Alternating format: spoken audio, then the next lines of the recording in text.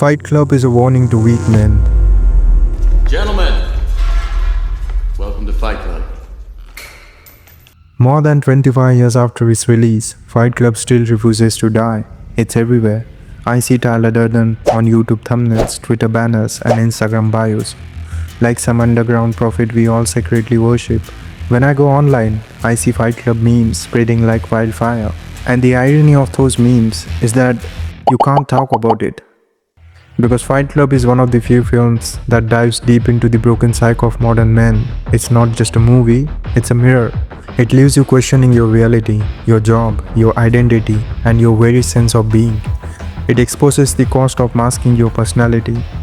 But most of all, it strips the mask of the postmodern world, a world where everyone talks the same, dresses the same, thinks the same, and dies the same, behind plastic smiles and hollow eyes. Fight Club isn't just a film, it's an antidote to weak men, consumerist society, fake culture, and the silent poison of modern nihilism. And if you don't agree with me yet, by the end of this video, maybe you will. For 6 months, I couldn't sleep. If you look closely at the narrator's life, materially, he's fine. He can buy whatever he wants. He has a job, a roof over his head, food on the table. So, why is he so messed up? Why can't he sleep at night? Well folks, the problem wasn't outside, it was always inside. Most people live for 4 things: food, shelter, stability and safety. But those alone don't make life worth living. They keep you alive, yes, but they don't make you want to be alive. The problem with the narrator was he lived his 30 years of life without purpose and meaning. And when you live long enough that way, after some time, it starts to feel empty and hollow inside. Because there is no sense of urgency or path in your life. And that's one of the reasons why I think they didn't give him a name to his character in the movie. They simply preferred to call him the narrator. The narrator isn't just what he does, it's all he is, a spectator, a commentator in his own life. The real him was the most fake, incomplete and miserable part of him. His identity was built from IKEA catalogs and the junk he collected. His self-worth came from the possessions. Until one day, all of it was burned down. When it was all gone, did he die? No, because the real self is bigger than the crap we cling to. The problem is not with the narrator or you, my friend, it's the world we built. A meaningless hollow system that feeds you distraction so you don't notice the emptiness. That's why no matter how many self-improvement hacks you try, you still end up like him, empty, guilty and full of regrets. And that's when Tyler Durden walks in. Not just a man, an idea, the raw, unfiltered form of human spirit, the one who will teach you to man up. I was close to being complete. Shit, man, now it's all gone. All gone. All gone. It all begins with one brutal question. Who are you without the things you own? If I burned your phone, your trophies, your most valuable possessions, what's left? Most people would have no answer. And that's the point. We are not humans anymore. We are consumers. We are not living. We are scrolling. Constant dopamine hits, junk food, video reels, porn, endless distractions. Just look at your screen times. Studies showed that the average person spends around 7 to 8 hours of time staring at a screen. That is like 1/3 of your time. And it doesn't stop there. Because of these bad habits, the younger generation is becoming more and more depressed, agitated, lonely, and isolated from humanity. Comfort has dulled the age of many men. Physical strength, discipline, and virtue are seen as outdated or toxic, but the consequences of this softness are real. Broken homes, passive fathers, divorced parents, and lack of leadership. Society is advancing, technology is evolving, but humanity is going backwards. The comfort we built for ourselves has become our prison. The things we made to free us are the very things keeping us chained. So, is there a solution for this?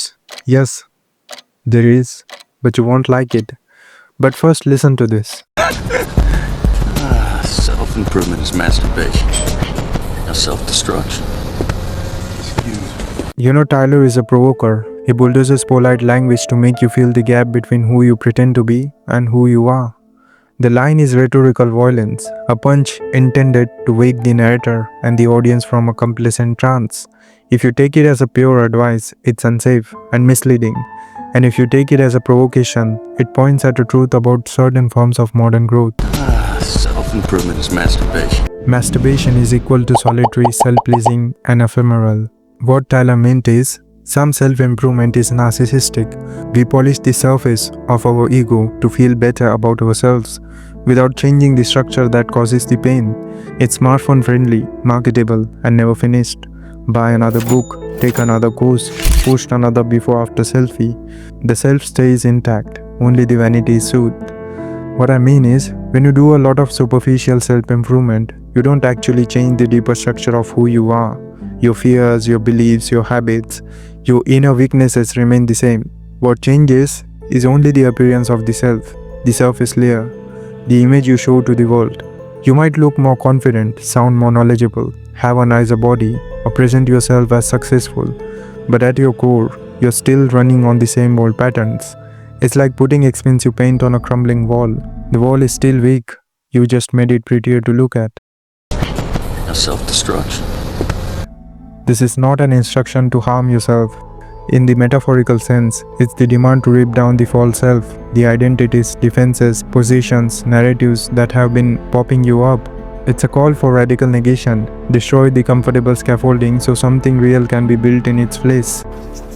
It's only after we've lost everything that we're free to do anything. There's this old Zen saying, if you meet the Buddha on the road, kill him. Sounds harsh, right? But it's not about violence, it's about the truth. The moment you think you found the final answer, some guru, some perfect philosophy, some step-by-step guide to life, you're already lost, my friend. Because now you're clinging to someone else's version of the truth, the real truth. You can't follow anyone to get there. Not me, not the Buddha, not your self-help influencers on Instagram. If you meet your Buddha, the thing you think will save you, kill it, smash it, tear it apart. Because the second you put your salvation in someone else's hand, you already given up your freedom. You have to burn the map, burn the idol, walk your own road. That's what self-destruction really means. Not wrecking your body, but killing every fake version of yourself you've been kneeling to. The lesson is simple, my friend. Become your own master. Do not kneel to possessions, people, or the endless hunger of your own desires. If you let anything own you, whether it's comfort, money, lust, or fear, you're already lost. The moment you serve something blindly, it starts hollowing you out from the inside. Own yourself completely. Stand so firm in who you are that nothing can seduce you, nothing can enslave you, and nothing can make you betray your own truth. That's how you become the person you always imagined. Not by dreaming about him, not by polishing his mask, but by killing everything inside you that keeps you from being him.